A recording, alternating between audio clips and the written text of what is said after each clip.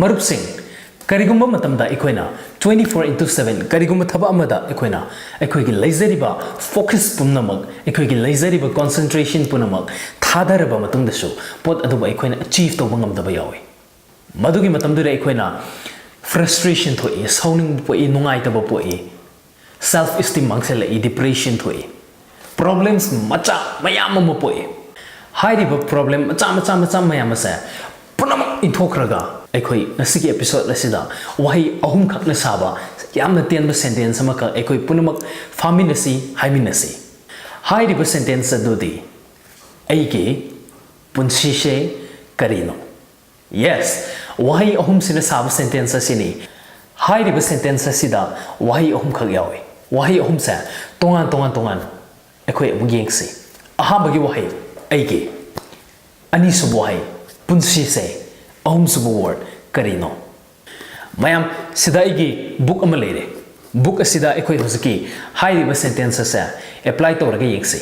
ahambada viewers pumnamaki inakta leba natraga na yumda leiriba book amamam isana paibiyo now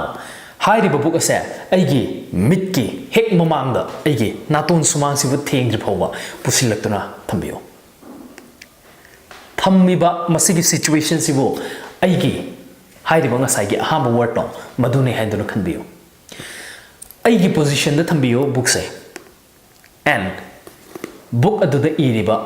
lamai gi mamang thangba asida iriba khwaidigi chawba mayek singa sa masi panara khonabiyo thariba wahi do madu ama phoba pawa ngamlam loi masigi situation sibuni ekoina aigi situation haina hairiba say ekoina punsida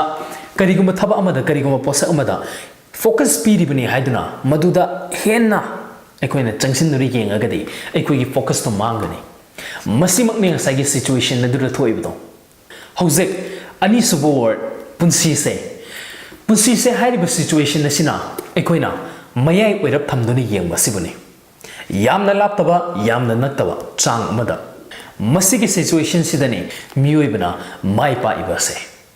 masigi book ki case asidana kariguma ekhoi book se mayai oirap thamba taragani thariba iriba wahi khudimuk sa ekhoi mayek lan pawa ngamgani wahi masa asida sembiyo punsi haiba sida khudimuk chanbani ekhoi leiramdraba punsi haiba ase leiramdraba karisu leiramoi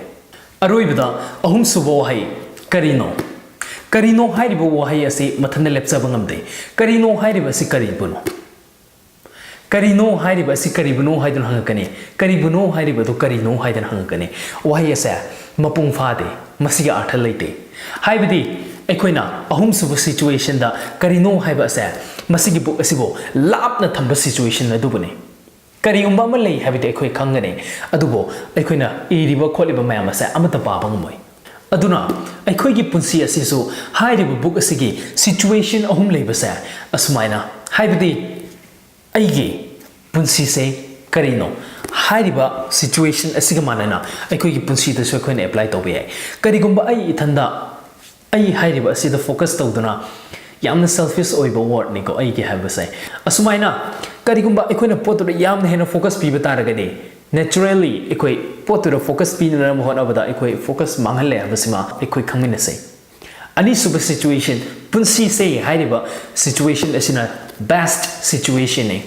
mayai oirap thamaga thariba kholiba mayam aduba ekoina fazana analyze to bangamba maduba ekoina understand to bangamba adubune aduga ahum suba amadi aroiba situation asina karino haiba situation asini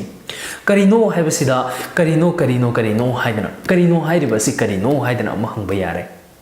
karino haiba sigi art leite masigi meaning leite so ngasi dagi di mayam ekoi punamak ekoi punsi sina leiriba makai punsi se hairiba situation asida khudingma adu thamduna ekoi maduba analyze to see maduba study to see maduba understand to see amadi punsi gi lamjel asida makhatana mai pak pagi lamjel adu mayam punna chenmina se haiba wafam asi thamjabaga loinana ngasi gi damuktadi kanglei manjim gi episode asi loishinna bagi ayabadu mayam gi mafam dagi adum gi marup ningthem salamna nizari